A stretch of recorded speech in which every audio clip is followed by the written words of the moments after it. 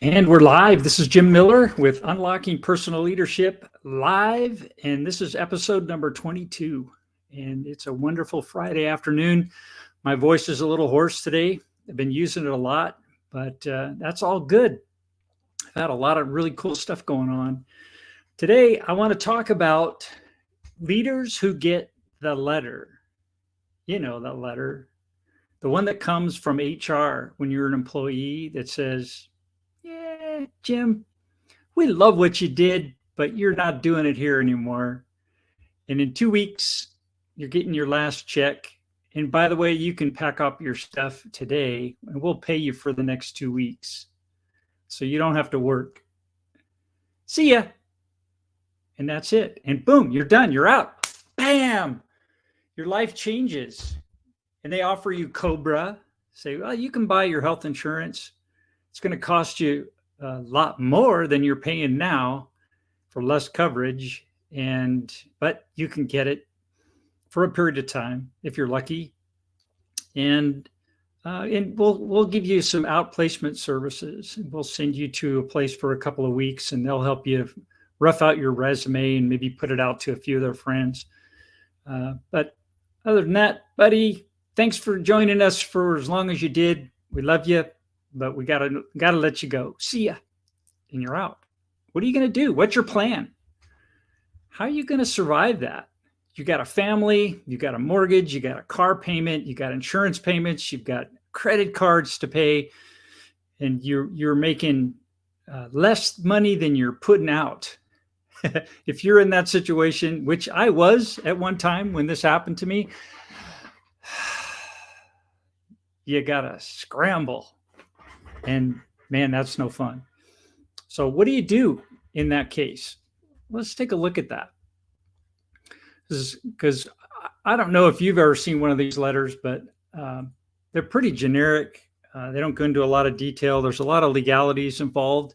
But I'll show you one that it was similar to one that I received once. Not saying that happened to me a lot, but it happened to me. And I believe that most people in a 30 or 40-year career will get at least one or maybe two of these letters. And it just happens. You know, big companies, if you're working for a big company, employers from time to time need to make changes. They adjust their strategies, they acquire new companies, they have different they change their purpose. They change their product lines. They things change, and that's a good thing. And when they make these employee cuts, a lot of times they're just pruning. It's pruning, like pruning I live in an area where there's a lot of grapevines. There's 42 wineries where I live, and you go out into the vineyards in the fall, and they're all out there cutting all the twigs off of all the vines, and there's tons and tons and tons of these little twigs laying around, and they cut all those off, let the plants hibernate during the wintertime, and then in the spring they blossom with new growth. They push out new sprouts, and they make tons and tons of new growth and new grapes, big fat juicy wine-filled grapes. And so that pruning is critical to the success of the vineyard. And businesses are no different. They need to trim from time to time. And it's just kind of a matter of luck or unluck that you might get picked to be on that list of people who gets laid off. And so what we're going to do, I want to share with you this. Let's see if I can find it here. Yeah. So there's a sample layoff letter.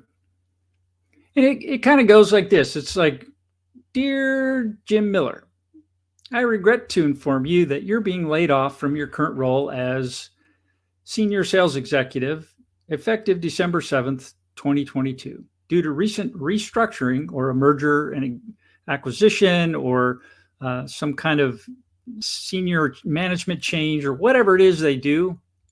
They say Greytown International Groups is eliminating several departments, including yours.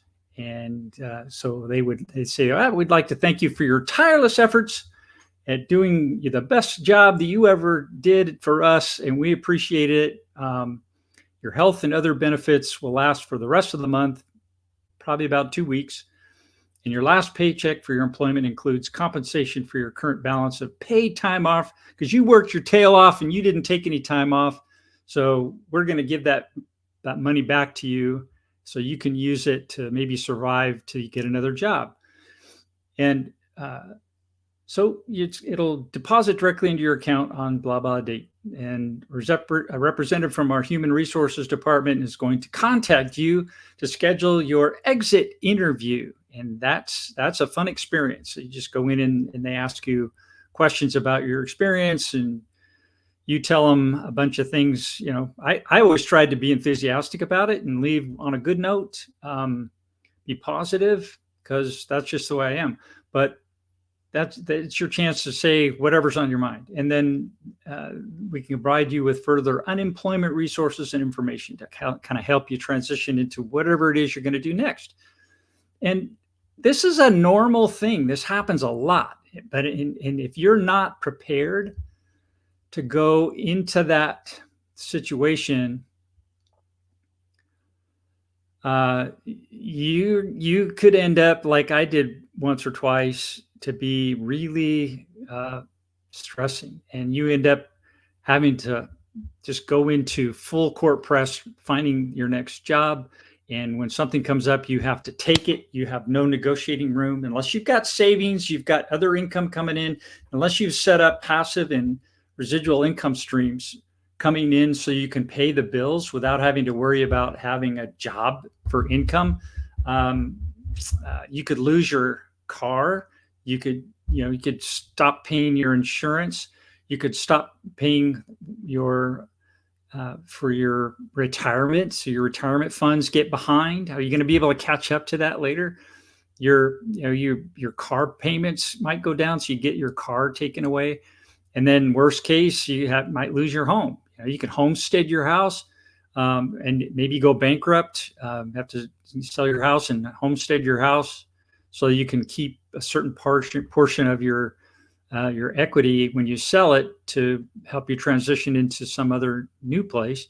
But it's going to be smaller, less. You may have to move out of state. You may need to find something. So it just puts your whole family into a mode of,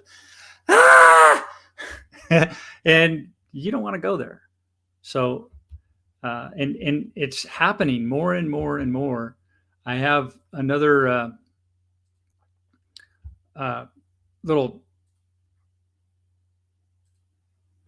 thing that I want to show you that I found, where interest rates, let's see if I can find it here.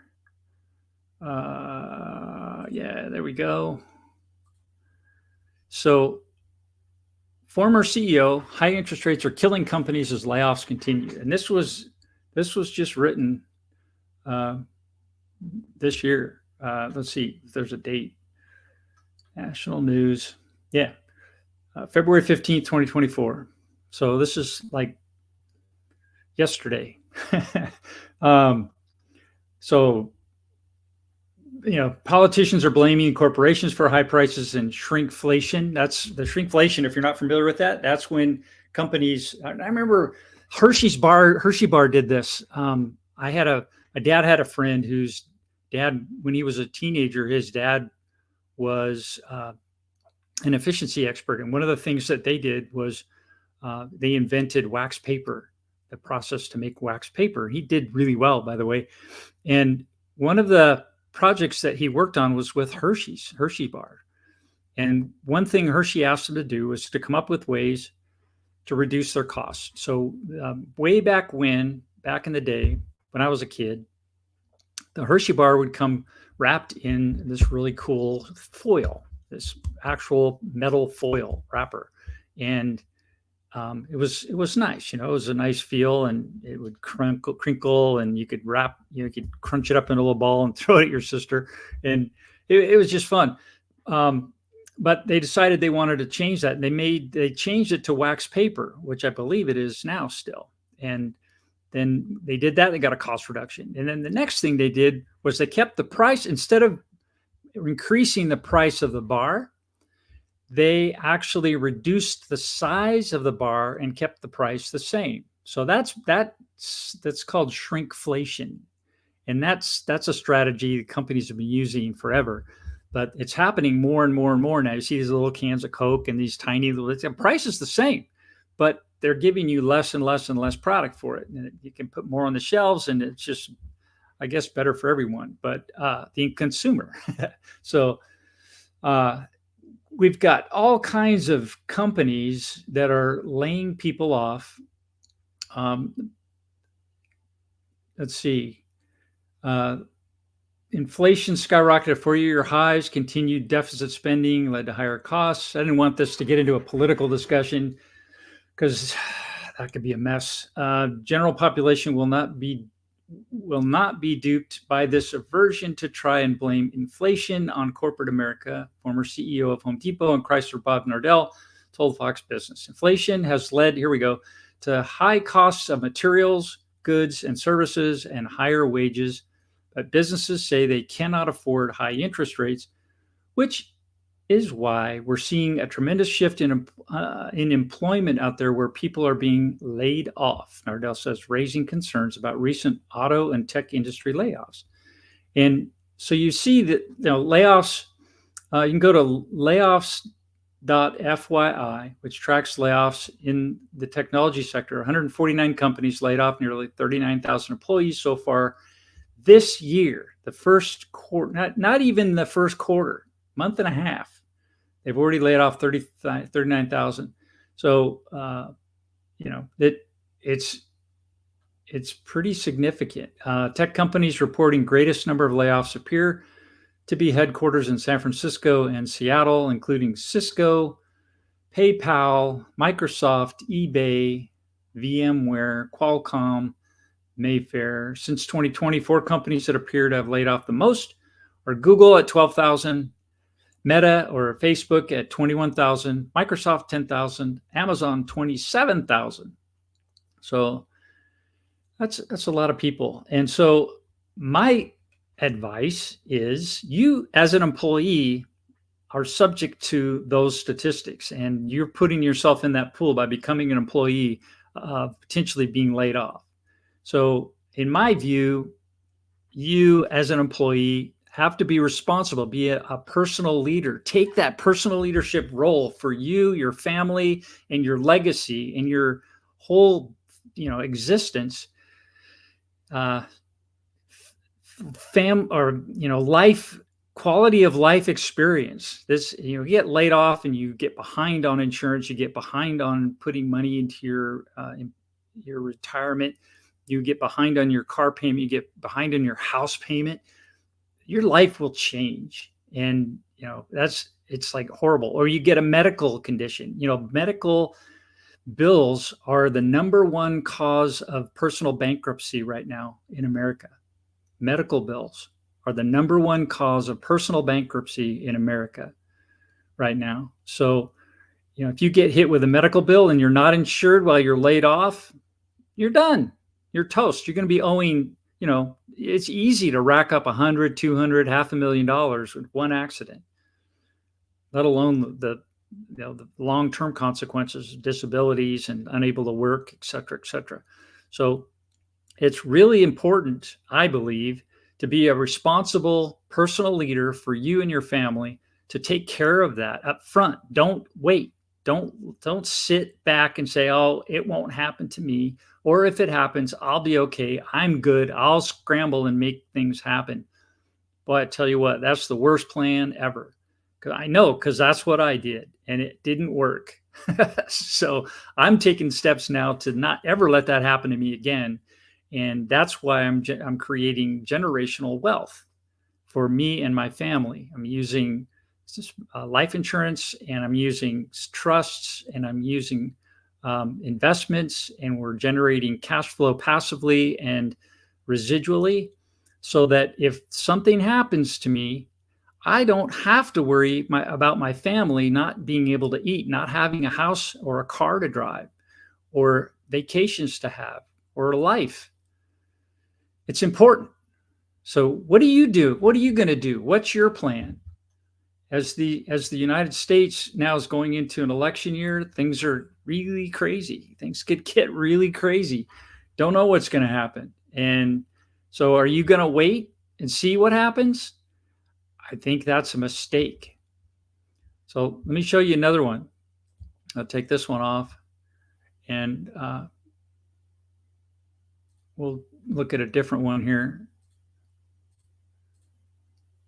So here's another trends, 5 trends in layoffs for 2024. So let's take a look at this one. What are the trends for layoffs now in 2024 in the industries that are recession proof? Yeah, right. It's industries that are recession proof. Okay. And this was written February 9th, 2024. So just a week ago or so, not even.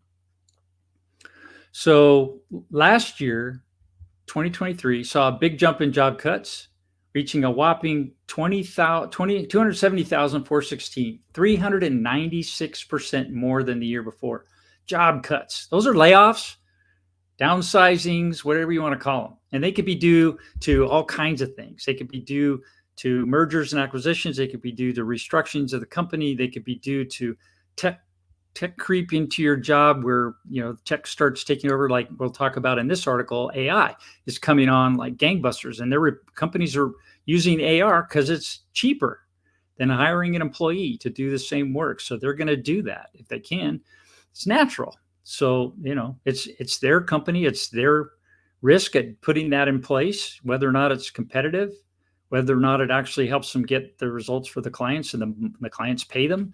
That's all their risk. And if you're in a position to be competing with AI right now, then you got a problem. And I would say you would be very smart to figure that out. My best advice is to learn about everything you can about generational wealth. Learn about the 5 shifts that I have. They continuously be becoming more and better so you can add more and more value in the world. And learn about longevity. Take care of your entity, take care of your body so you have the energy, the strength, the mind power, and the will, the vision to take any situation and make it better and grow. And then the third thing is learning how to build an audience. You want to build your audience. Take anything that you're passionate about. And that's what I'm doing here with this podcast. This live is, I'm stepping out into the unknown, talking to people about things I'm passionate about here on this live. And I'm building my audience. Right now it's growing. It's teeny, but it is growing. So it's encouraging. And to me, that act of building that audience and building that muscle to speak is critical to your success in life. So don't shy away from it. If you're fearful of it, step into that fear and take it on. Do something. I started my journey with this is by taking the phone and just doing lives. I'd set a time in the morning and I would hit live and I'd talk for 3 to 6 minutes on a subject. I didn't do any planning, no notes. I just talk. And after I did 102 of those, and after a little while, the first 20 of them were not fun, but after a little while, it got easier and easier and easier. And now I'm doing this live, and I've also got a podcast that I do called Bold Leadership Stories. And I've done almost 80 interviews so far, and that's been a ton of fun. And I'm meeting so many people. And so building that audience and adding value where you can is really important. So that's the third thing. The fourth thing is building generational wealth. And that's kind of what I'm kind of dinging you on here for. If you haven't looked into that, if you're not serious every day, spending time building generational wealth for yourself and your family and your loved ones, then you're wasting time either on TV or scrolling through social media or doing something that you're not going to get paid for later. and that you're risking using that time for frivolous things that you could end up, because you didn't focus on important things for your future, you'll end up, not in a good position. Certainly not as good as you could have been if you'd focused on it. So I advocate spend time every day. Get a coach. Get a coach for becoming. Bob Dunnell's my coach. He's awesome. And then I've got a coach for longevity. I got several books that I read and people that I talk to. And then for audience building, I've got Ken Walls.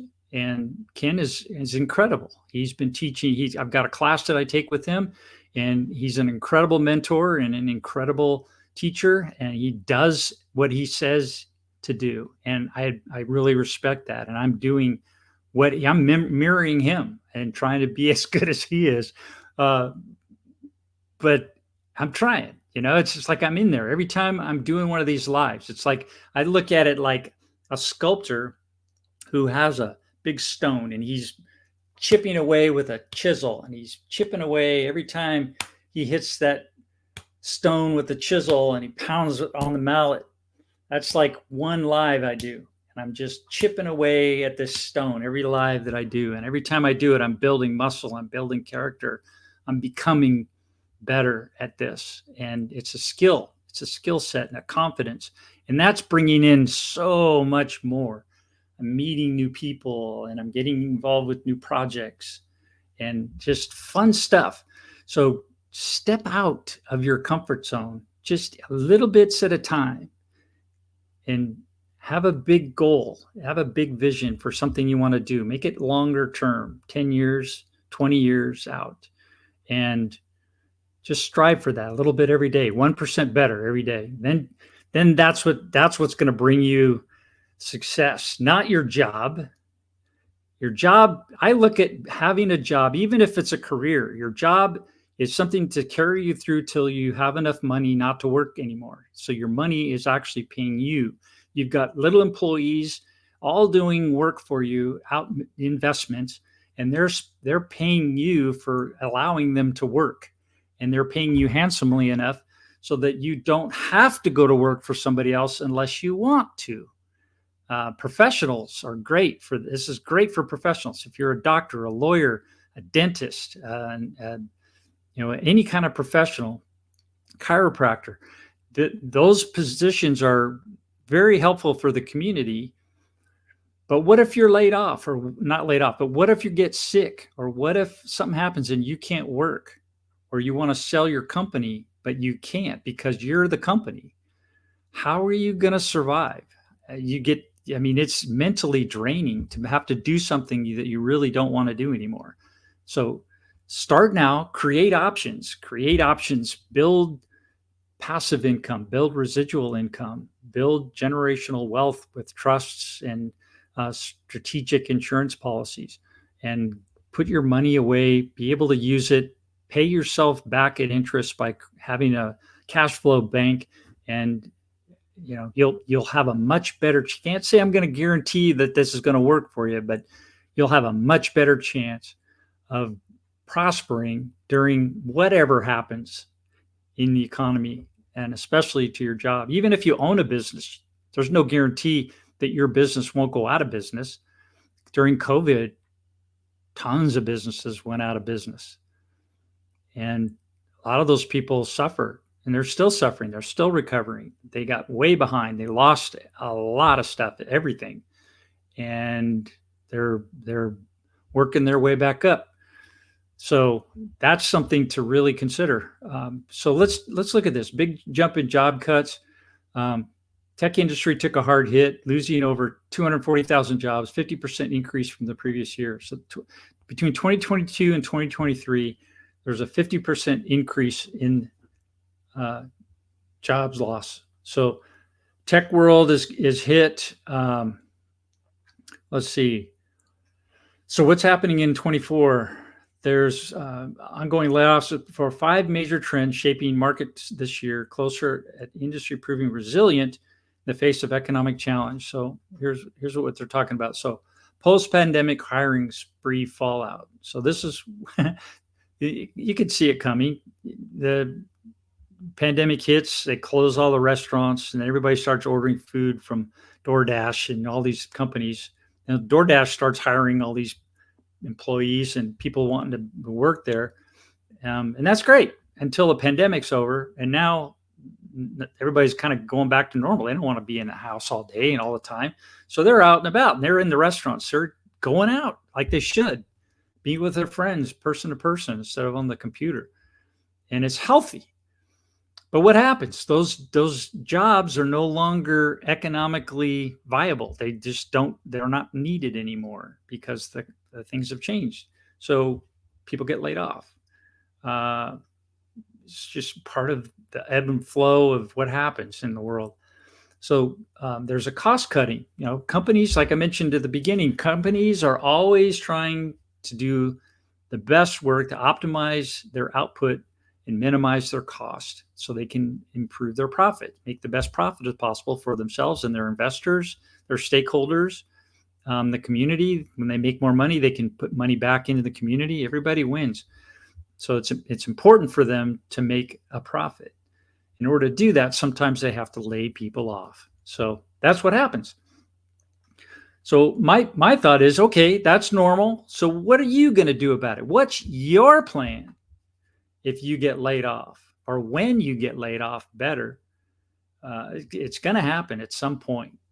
So may as well be ready for it and not have to worry about it.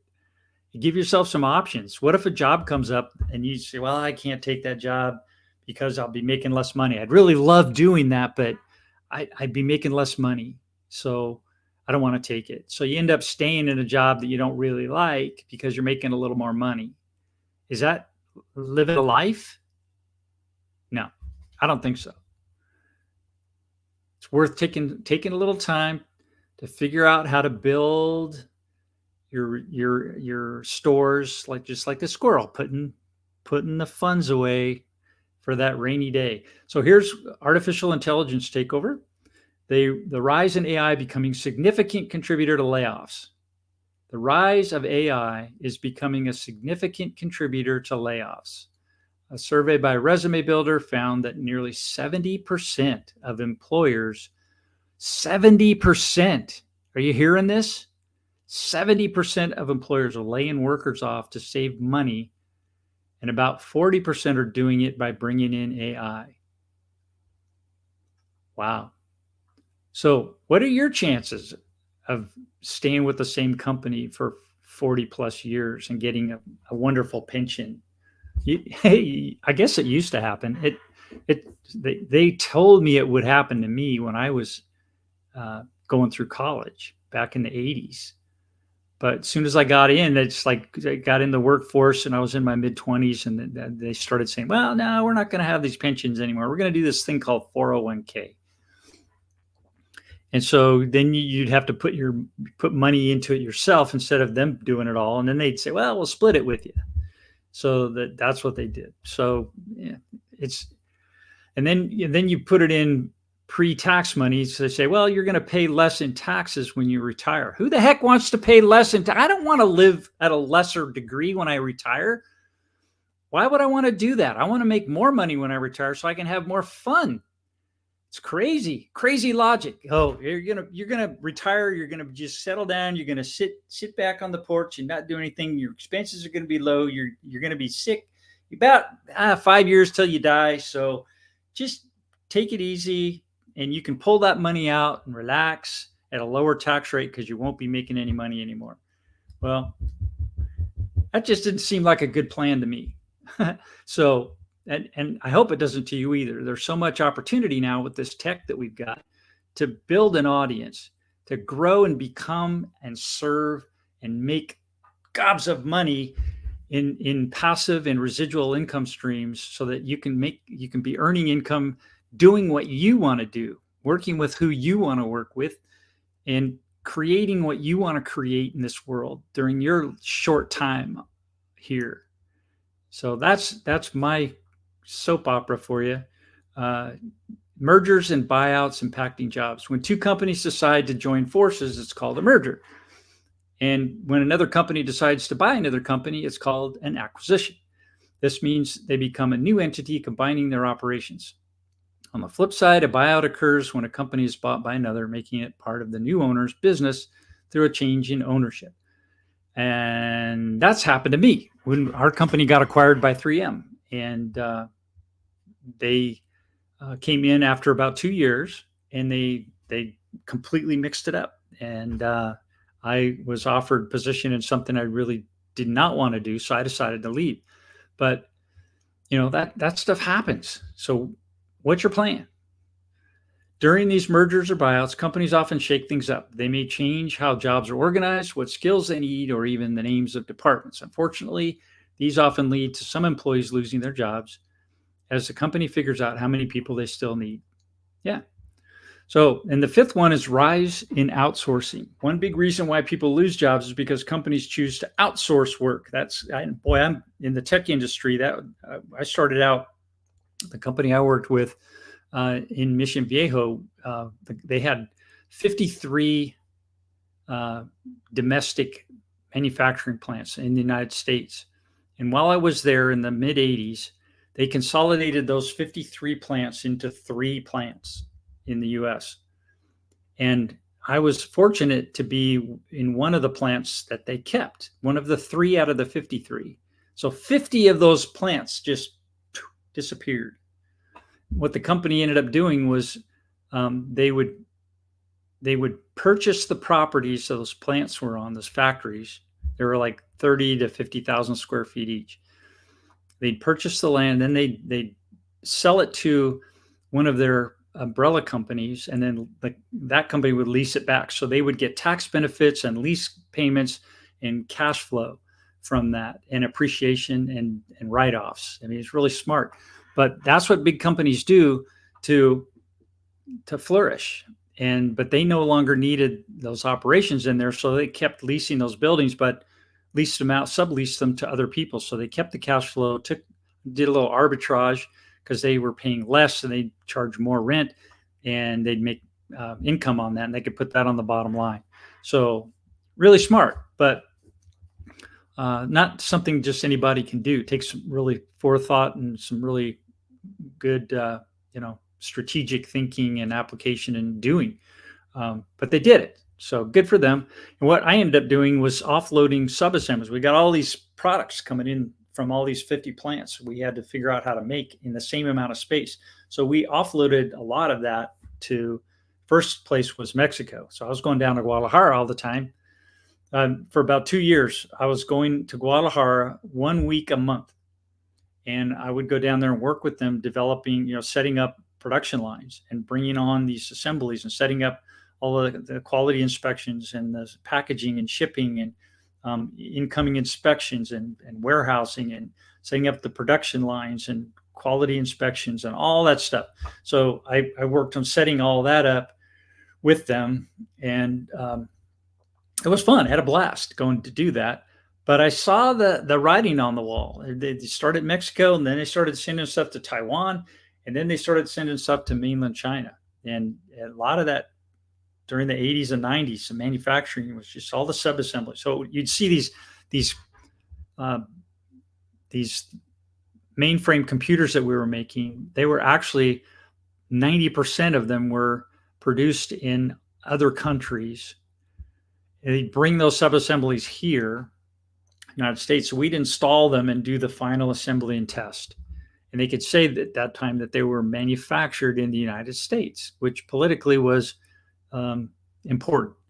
But when you looked at the numbers and how they actually did it, it wasn't really true. But they did it. And so outsourcing, I've been living with outsourcing my whole career. And it's happening now too, not just outsourcing physical parts offshore, but it's happening with AI coming in. You're getting outsourced to AI or replaced, however you want to say it. And then also tech creep, where other technologies come in and just replace your job, that you're no longer needed to be there. Your job gets, they let 5 people go and they let you do that job of 5 people because they give you some technology to do. So you're ended up, doing 10 things, and and you have a computer helping you out. So You still have a job, but you're doing 5 times the work. But that's how it's going. So rise in outsourcing. Again, if that sounds like a great deal to you, then keep doing it. But my view is use the job as now money. It's a great term I learned from David Baer. He says, call that job a now money job, and you spend your quality time building residual and passive income streams and creating your plan B so that you can, because again, it doesn't take age to retire. It takes money. And if you have the money, you don't have to retire. You can just decide, oh, I don't want to work, or yeah, I'll take that job because that's what I want to do, and they'll pay me for it. Cool. So that's my recommendation, and the philosophy, that mindset is, if you're an employee with all these risks going on and everything in the world that's shrinking the value of being an employee down further and further and further. So you're having to do more and more work for less and less pay, less and less options, and just craziness, insurance costs and everything crazy. So don't let that happen to you. There's tons of options. Go find them. And if you have questions, call me, message me on Facebook. Let's have a chat. I'd love to tell you what we're doing.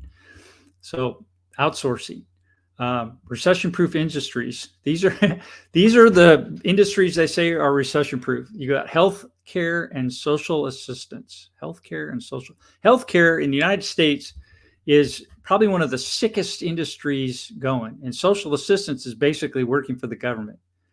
So for me, those two areas are like, no, not for me. Other people, sure, but not me. Jobs in healthcare and social assistance offer a more secure haven during economic downturns. Why? Because people don't stop getting sick or needing medical attention. True, but if they don't have a job, they can't afford it. So you end up with less and less care and layoffs, even in the medical. We can look those stats up, and I'll show you that medical is not oblivious or impervious to layoffs. Retail trade. Well, I got a story about that. When COVID hit, I had a job as a director of sales for a manufacturing company. We were selling point of purchase displays, manufacturing custom, really nice point of purchase displays for manufacturing companies to put in to display their wares in the retail environment. And I had about $1 million in pipeline built. I had projects that were in the pipeline going through the process of being built, where you've got a prototype and you do quotes, and then you set up a pilot build, you send it out into the field, they do some testing, bring it back, make some adjustments, and then we quote the final production, and they go into production. That whole pipeline, that process takes anywhere from 3 to 6 months. And I had about $1 million after 6 months of working on it, of pipeline built up of projects. And when COVID hit, within 3 months, that just vaporized. It just disappeared because manufacturers couldn't, all the stores were closing, retail stores were closing, and nobody was buying anything. So that all just died, and I lost my job. So what do? Well, that's a whole different story, but a story nonetheless it is. So retail trade, not impervious, but yeah, people need to buy stuff and they need to eat, and they need to, they want to dine out, and it's kind of entertainment. So they want to do that, but it's not impervious to layoffs. And then food and accommodation services. Yeah, again, everybody has to eat. Accommodation is like hotels and Airbnbs and all that.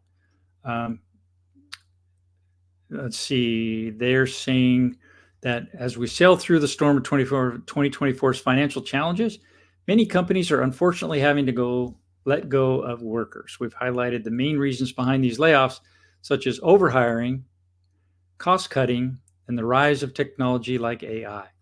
So the good news is that there are alternatives for company owners.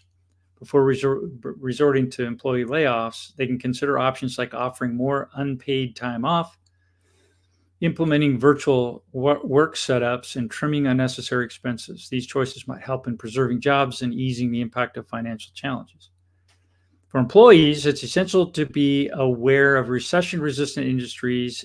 These industries, like healthcare, accommodation and food services, and retail trade, historically have lower layoff rates. So considering opportunities in these sectors would be a smart move for job security during these uncertain times.